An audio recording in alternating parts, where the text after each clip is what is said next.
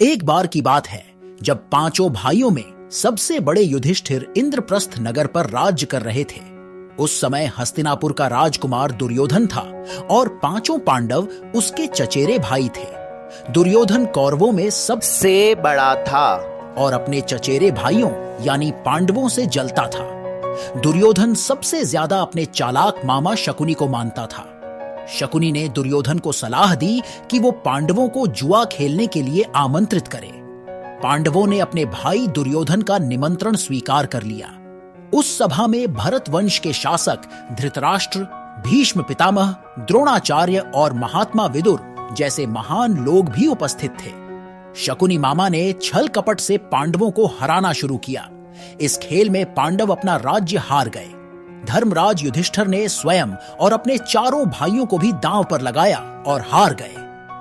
अंत में जब दांव पर लगाने के लिए उनके पास कुछ नहीं बचा तो उन्होंने अपनी पत्नी द्रौपदी को दांव पर लगा दिया। दुर्योधन तो जैसे इसी पल का इंतजार कर रहा था।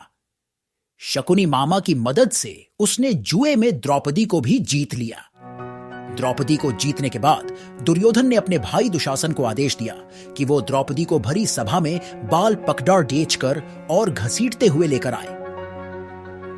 भाई से आज्ञा मिलते ही दुशासन द्रौपदी के कक्ष में गया और उसे सभा में चलने को कहा। रानी द्रौपदी बहुत ही स्वाभिमानी और पतिव्रता स्त्री थी, इसलिए उन्होंने दुशासन के साथ चलने से मना कर दिया।